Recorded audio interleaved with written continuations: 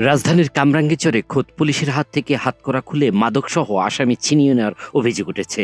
শুধু আসামি নয়, পুলিশের তৈরি করা জব্দ তালিকাও ছিনিয়ে নিয়েছে স্থানীয় বিএনপি ও যুবদল নেতাকর্মীরা। পুলিশকে জিম্মি করে চালানো এই তাণ্ডবের নেপথ্যে উঠে এসেছে ৫৬ নম্বর ওয়ার্ড যুবদলের সাবেক নেতা মাসুদের নাম। শনিবার সন্ধ্যায় কামরাঙ্গীরচরের কোড়ারঘাটে মাদক বিরোধী অভিযানে নামে পুলিশ। এএসআই আরিফ রহমানের নেতৃত্বে চিহ্নিত মাদক কারবারি সুমনকে ইয়াবা, হিরোইন ও গাঁজাসহ হাতে নাতে গ্রেপ্তার করা হয়। কিন্তু কয়েক মিনিটের মধ্যেই দৃশ্যপটে হাজির হন বিএনপি নেতা মাসুদ। নিজেকে যুবদলের প্রভাবশালী নেতা এস এম গাফফারের নিকটাত্মীয় দাবি করে শতাধিক কর্মী নিয়ে ঘিরে ফেলেন পুলিশ সদস্যদের। প্রত্যক্ষদর্শীরা জানায়, মাসুদের নেতৃত্বে একদল লোক পুলিশকে অকথ্য ভাষায় গালিগালাজ শুরু করে। এক পর্যায়ে তারা পুলিশকে বাধ্য করে সুমনের হাতকড়া খুলে দিতে। শুধু তাই নয়, সুমনের কাছ থেকে উদ্ধার হওয়া মাদক ও মামলার নথিপত্র কেড়ে নেয় মাসুদের বাহিনী। পুলিশের চোখের সামনেই বীরদর্পে এলাকা ত্যাগ করে মাদক কারবারি সুমন ও তার রক্ষাকর্তারা। ভালোবাসাটা কিমনে হবে? এটা কাজের ধরন না। কাজের ধরন হচ্ছে আপনি কথা বলেন, যদি হয় তাহলে আমরা অবশ্যই তার সাথে আলাপ করে হ্যান্ডকাপ খুলবো, সমস্যা নেই, এটা রেখে যাবো না ওর কাছে। হ্যাঁ, এই আপনি যদি বলেন হ্যান্ডকাপ খোলেন, তারপরে এটা তো কথা হয় না, চার্জ করতেছেন আপনি। না, সে বসাই আছে, কারণ বসাইছে, আমি নিষ্পত্তি না করে হ্যান্ডকাপ খুলবো না, ঠিক আছে? আপনি যদি কথা বলেন বা যদি কথা বলেন তার সাথে বলেন, অসুবিধা নেই। এদিকে এই ঘটনা ধামাচাপা দিতে খোদ পুলিশের বিরুদ্ধেই উঠেছে অভিযোগ। কামরাঙ্গীরচর ফাঁড়ির ইনচার্জ এসআই আক্কাস মিয়ার বিরুদ্ধে অভিযোগ, তিনি ২ লাখ টাকার বিনিময়ে পুরো বিষয়টি ধামাচাপা দেওয়ার চেষ্টা করছেন। এমনকি সাংবাদিকদের নিউজ না করতে অনুরোধও জানাচ্ছেন তিনি। যদিও এসআই আক্কাস এ অভিযোগ অস্বীকার করে চ্যালেঞ্জ ছুড়ে দিয়েছেন। জি ভাই, আমরা তো কোনো কথা বলতে গেলে আমাকে ঊর্ধ্বতন কর্তৃপক্ষের অনুমতি লাগে। আমরা তো চাইলে একটা বিষয় মন্তব্য করতে পারি না, তাই না? এই বিষয়ে আপনি কি পাইছেন আমি জানি না, আমি নতুন আসছি, আমি ফাঁড়ির ইনচার্জ। ওই ব্যাপার হলো আমার অফিসার গেছিল হলো মিনারুল আর আরিফ, ঠিক আছে? আমার এই বিষয়ে তেমন কোনো জানা নাই।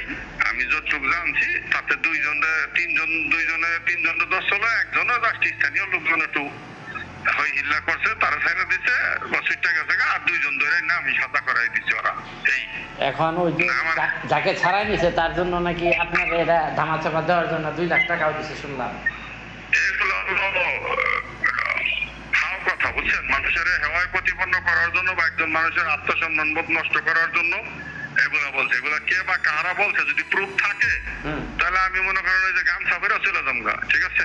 আচ্ছা, ঠিক আছে, চলে যামগা যদি এগুলো প্রুফ দিতে পারে কেউ। আপনি যদি একটা প্রমাণ পান তাহলে আমি ওই কাপড় খুললে আমি চাকরি ছেড়ে চলে যামগা। কিন্তু এগুলো হলো একজন মানুষের হেওয়ার প্রতিপন্ন করার জন্য কে বা কারা এই ষড়যন্ত্র করতেছে আমি জানি না। আমি নতুন আসছি, আমি ওই এলাকাও চিনি না, আমি কাউরে চিনিও না ওইখান করে, ঠিক আছে? আচ্ছা, ঠিক আছে। ওই এলাকার আমি কাউরে চিনিও না, কাউরে আমি এই ব্যাপারে জানিও না, ঠিক আছে? আমি ওই এলাকার এমন এই ঘটনার শোনার পরে আমি একদিনেই গেছি দেখার জন্য, এছাড়া আমি এই ব্যাপারে কিছু জানি না। আচ্ছা, ঠিক আছে, ঠিক আছে ভাই। এ বিষয়ে এএসআই আরিফ রহমান দাবি করেছেন তারা কাউকে ছাড়েননি এবং গ্রেপ্তারকৃতরা জেলেই আছে। তবে ফাঁড়ি ইনচার্জ এসআই আক্কাস স্বীকার করেছেন যে উত্তেজিত জনতা একজন আসামিকে ছিনিয়ে নিয়েছে। পুলিশের 2 কর্মকর্তার এমন পরস্পর বিরোধী বক্তব্য এবং ওসির নীরবতা পুরো ঘটনাকে আরো রহস্যময় করে তুলেছে। 18 তারিখে 3 জন আসামি গ্রেপ্তার করেছিলেন মাদক মামলার এজাহারভুক্ত আসামি। এরপর লোকজন নাকি বিএনপির নেতাকর্মীরা নাকি একজনকে ছাড়াই নিয়ে গেছে। এই বিষয়টি একটু জানতে চাচ্ছিলাম। 18 তারিখে আমরা 2 জন আসামিকে গ্রেফতার করছিলাম, 3 জন ছিল, একজনকে আমরা গ্রেফতার করতে পারি নাই, সে দৌড়ে চলে গেছে। 2 জন গ্রেফতার করছিলাম, তার ওই যে বিএনপির নেতারা ওরা একটু মানে ওটা দুজনকে নিতে হয়েছিল, তা আমরা দেই নাই, আমরা আগে তাদেরকে আদালতের মাধ্যমে জেল করাইছে। এগুলো 15 দিন জেল হয়েছে, এগুলো 7 দিন জেল হয়েছে। তো আচ্ছা, ঠিক আছে, ওকে, জি, সালাম।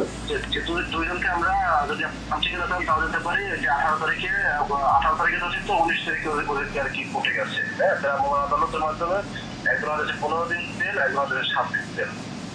আচ্ছা, ঠিক আছে, বিষয়টা হচ্ছে ওরা ওই দুজনকে মানে ওদের মিটিং এ যায় নাকি, ওরা আর কি চাইছিল যে ওখানে রেখে দিতে। তারপর আমরা তো ছাড়ি নাই, আমরা ওখানে ছিলাম সদস্য কম, পরে আমাদের থানার থেকে ছাড়া গেছে আর পুলিশ নিয়ে গেছে, আমরা দুজনকে নিয়ে আসছি।